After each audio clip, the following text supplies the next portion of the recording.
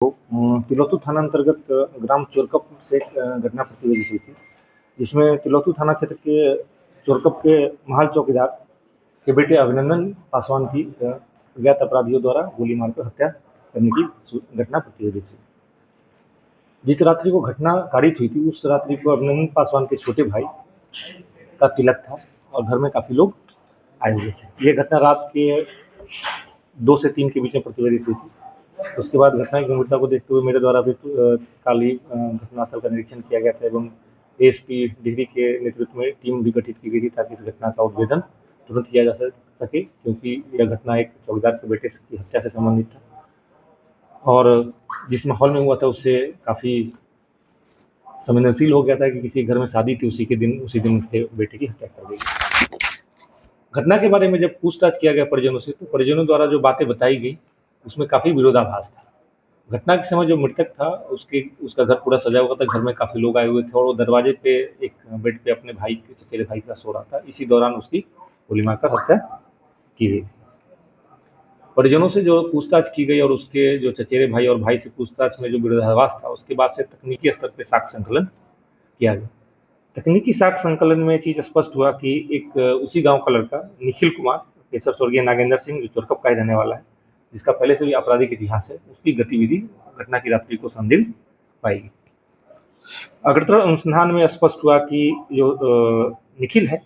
इसके साथ और भी 2 लड़के अंकित कुमार शर्मा पेशर आनंद शर्मा और विकास कुमार शाह उर्फ रतन शाह पेशर रंगीला शाह जो इटमा काराकट का रहने वाला है, ये दोनों भी आपराधिक गतिविधि आपराधिक इतिहास वाले लड़के हैं। ये दोनों भी उसके संपर्क में थे। इन तीनों को गिरफ्तार करके जब पूछताछ किया गया, तब जाकर यह पूरे मामले का उद्भेदन हो पाया। घटना का कारण ये था कि जो अभिनंदन पासवान है, उसका छोटा भाई अभिमन्यु पासवान और मृतक अभिनंदन पासवान जिसने 2 शादी की थी, पहली पत्नी रविता देवी उसके द्वारा और मृतक का सगा छोटा भाई जिसका उस दिन तिलक था, इन दोनों के द्वारा ही हत्या की साजिश रची गई थी। घटना का कारण ये था कि जो मृतक है उसके सगे छोटे भाई का अवैध संबंध उसकी दोनों पत्नियों से था, पहली पत्नी से भी और दूसरी पत्नी से भी। और पहली पत्नी ने इसके साथ मिलकर प्लानिंग की थी कि ये मेरे साथ बहुत मारपीट करता है, इसका और भी कई लड़कियों के साथ अवैध संबंध है और अगर इसकी हत्या नहीं करोगे तो मैं आत्महत्या कर लूँगी। इस बात को लेकर उसको ब्लैकमेल किया और उसको इस घटना के लिए तैयार किया। इसके अलावा ये जो शादी जो तय हुई थी, ये भी मृतक के दबाव में हुई थी, क्योंकि उसको पता चल गया था कि उसके भाई का अवैध संबंध उसकी पहली पत्नी से, इसलिए वो जबरदस्ती उसने दबाव बनाकर ये शादी तय की थी। तो इस कांड को खारिज करने का 2 उद्देश्य था, एक तो अभिनंदन पासवान को रास्ते से हटाना था, दूसरा ये शादी भी इसको रोकनी थी। इसी के साजिश के तहत पर लगभग 1 महीना पहले इसने अपने गाँव के ही निखिल कुमार को से संपर्क किया, जिसका पहले से आपराधिक इतिहास है। उसके द्वारा 2 हत्या करने के लिए 2 लोगों को इसमें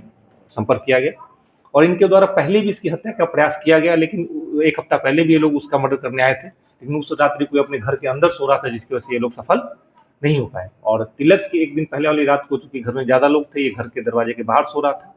और इसका सगा छोटा भाई ने ही हत्यारों को इशारा किया कि वो उसका भाई सो रहा है, वो बाहर कंबल ओढ़ के सो रहा था, उसके इशारे पे लोग उसको गोली मारे और गोली मारकर वहाँ से फरार हो गए।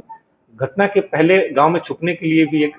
कार का इस्तेमाल किया गया था, जो इनकी निशानदेही पे बरामद किया गया है। घटना के बाद भागने के लिए एक मोटरसाइकिल का इस्तेमाल किया गया था, जो भी बरामद किया गया और घटना में प्रयुक्त हथियार भी इनकी निशानदेही पे बरामद किया गया है। और इस घटना में साजिश के तहत इसकी पत्नी द्वारा इससे झगड़ा कर इसको घर के बाहर सुलाया गया था, ताकि हत्यारों को उसकी पहचान करने में और हत्या करने में आसानी हो। तो ये पूरा साजिश जो है इन 5 लोगों के द्वारा रची गई थी, जिसमें इस घटना का मुख्य सूत्रधार और साजिशकर्ता उसकी पत्नी, पहली पत्नी रविता देवी और छोटा भाई अभिमन्यु पासवान था और गांव के निखिल कुमार को इस हत्या के लिए सुपारी दी गई थी। और उसके द्वारा 2 अपराधी जो काराकट थाना क्षेत्र रहने वाले, जिनका पहले से भी हत्या के केस में आपराधिक इतिहास था, इनके द्वारा इस घटना को कारित की गई और पुलिस को गुमराह करने के लिए उनके द्वारा गाँव के ही 2 ग्रामीण जिनसे जमीन का छोटा मोटा जमीन का विवाद था, उसको संदिग्ध रूप में दिखाया गया कि इनकी द्वारा ये घटना कारित की जा सकती है, ताकि पुलिस को गुमराह किया जा सके और घटना को दूसरे तरह का रूप दिया जा सके। लेकिन तकनीकी अनुसंधान में और अभियुक्तों की गिरफ्तारी से पूरे मामले का उद्भेदन हो पाया, जिससे स्पष्ट हुआ कि परिजनों द्वारा इस घटना को कारित किया गया। जिसमें मैंने आपको बताया कि निखिल कुमार जो चोरकप का रहने वाला, जिसने इस घटना में अपराधियों से संपर्क करके उनको गाँव बुलाया, अंकित कुमार शर्मा और विकास कुमार शाह थे, जिसमें विकास कुमार शाह ने गोली चलाई और अभिमन्यु पासवान और रविता देवी, जो मृतक अभिनंदन पासवान की पहली पत्नी, ये 5 लोगों की गिरफ्तारी हो गई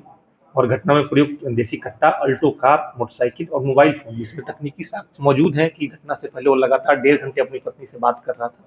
और वो नजर रख रही थी कभी सोएगा, उसके बाद इसकी हत्या की जाएगी। उसके भी तकनीकी साक्ष्य इस घटना के बारे में पुलिस को बरामद हुए।